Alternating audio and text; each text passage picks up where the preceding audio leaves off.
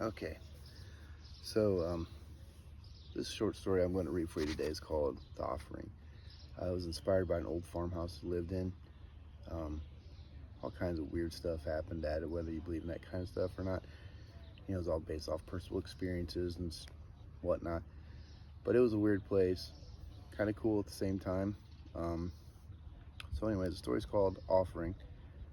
And like I said, it was inspired by this old farmhouse I used to live at. So let's get at her. It was a picturesque day. The sun had reached its zenith and layered the woodland in a warmth that danced teasingly with being hot. A cool breeze gently made its way from the north, making sure even those brief moments of scorching heat didn't last more than a few uncomfortable seconds. The serene calls of a forest at play were only interrupted by the periodic crashing of falling timber and the skin-crawling screech of a chainsaw. Jake Allen sat the thrumming instrument of destruction down on the raw stump of a once mighty pine tree that now lay broken on the smashed grass beside him. "Not too shabby for a morning's work, if I say so myself," he said while wiping the sweat from his brow with the back of his leather-gloved hand. Jake surveyed the line of dejected stumps trailing behind him with a self-appreciating smile.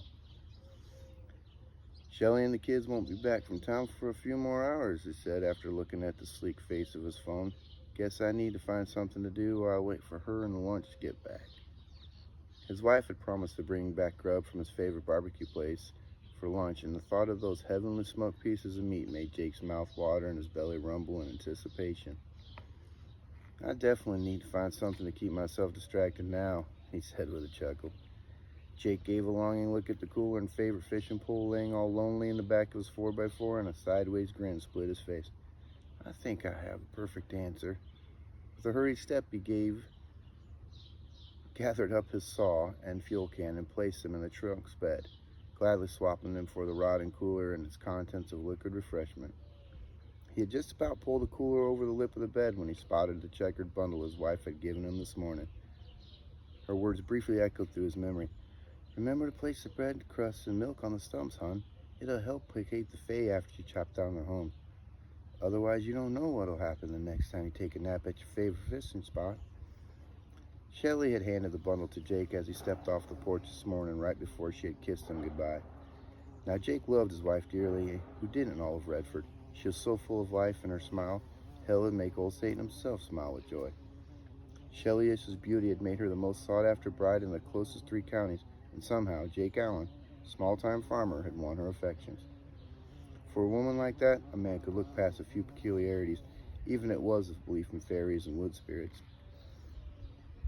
"I'll hide it in the woods before I head up to the house," he decided, then finished pulling the cooler out of the truck bed. "I don't want to hurt her feelings after all."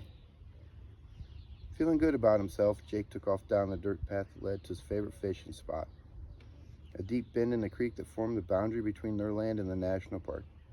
He whistled his favorite song and enjoyed the warmth and sounds of the day as he walked, a smile painted on his face and the cooler bouncing against his side with every step.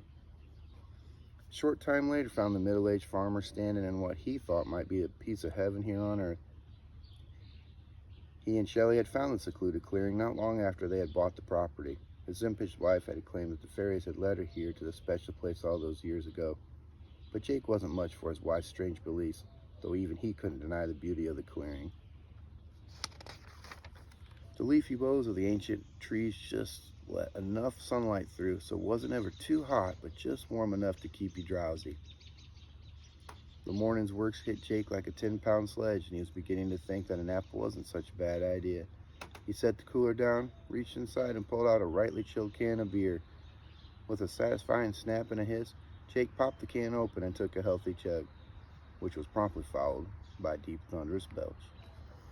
"Isn't much better than a cold beer on a hot day after we're doing some even hotter work," he said, while holding the can before him as if somewhere within its glinting silver walls the secrets of the universe were held. After taking another swig of the amber liquid to wash away the last of the sawdust, Jake set the glistening can down on the cooler and made himself comfortable on the soft grassy creek bank. Jake's favorite thing about this place was the ancient willow that was close enough to the creek that he could keep an eye on his fishing bobber, but not so close that he could accidentally fall in if he dozed off, which happened more often than not. Shelley often teased him by saying that all he ever caught at the creek was Z's, and to be honest, she was mostly right. A smile stretched across his weathered face as he recalled the time he had caught a big old channel cat and brought it home to his surprised wife.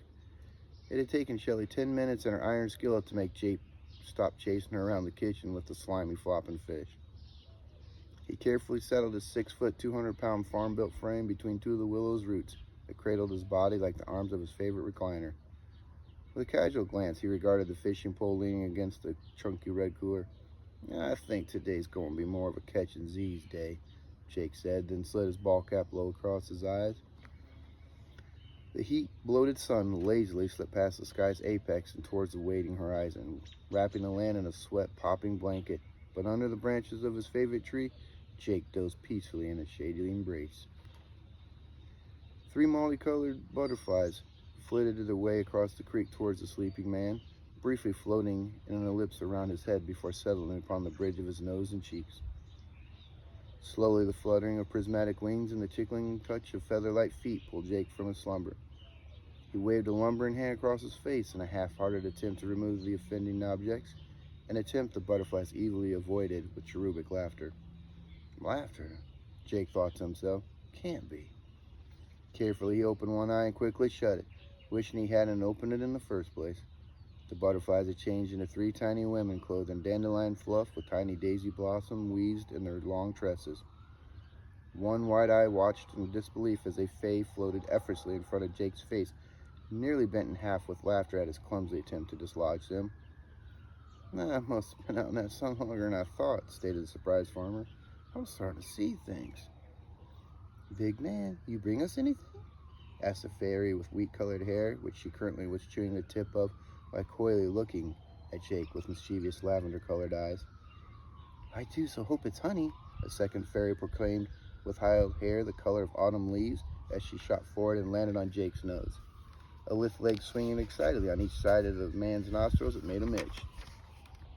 "No, I want it to be milk. We haven't had any in years," the last fae complained, then flew in a series of rapid loops and spirals before coming to a stop with her hands clasped together in anticipation. Both of Jake's eyes snapped open now, the unbelievable display before him warranting a confirming view with the once closed eye. "I must be dreaming," he mumbled, wide eyes tracking the frantic movements before him. "I'm just going to close my eyes and everything will fade away." Jake screwed his eyes tightly shut, but he quickly opened them once again when a sharp pain lanced through the tip of his nose. Lavender was preparing to stick him again with a small bloodied knife. Behind her, the other 2 fairies' gleeful faces had twisted into wicked masks of malice. "I don't think he has anything, sisters," screeched Autumn as she stabbed Jake once again. "Stick the man again. How dare he take our trees without tribute?" Lavender howled, her tiny body trembling with rage. "Make the intruder's skin a bloody crimson, so all here may see his crimes against the fae."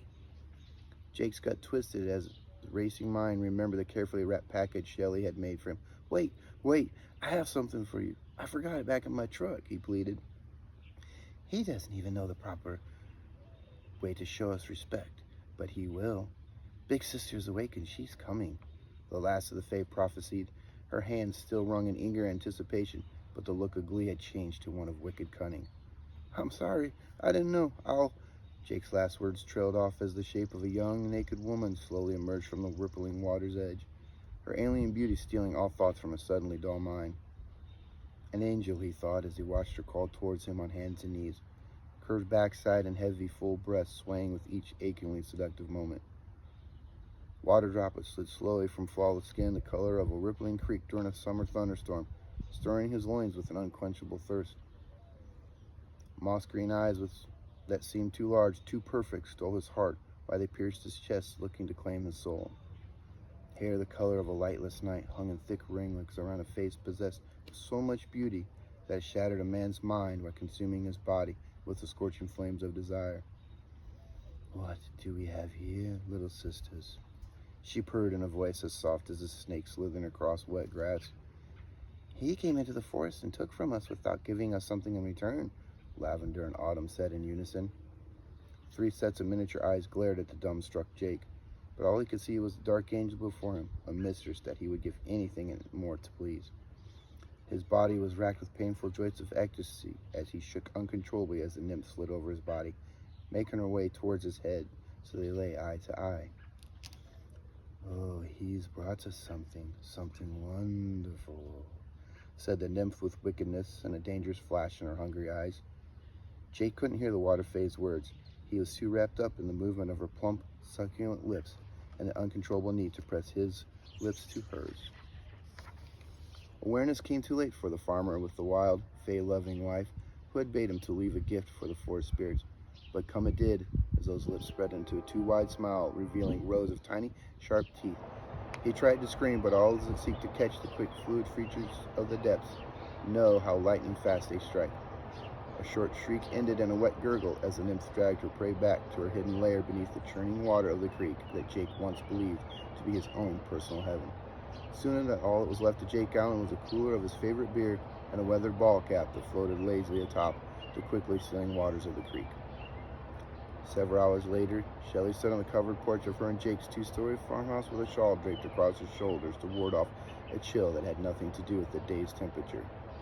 Tears had smudged the makeup around her eyes into the ghostly shape of raven's wings as she watched the forest's edge for signs of her returning husband, a husband she knew in her heart she would never see again.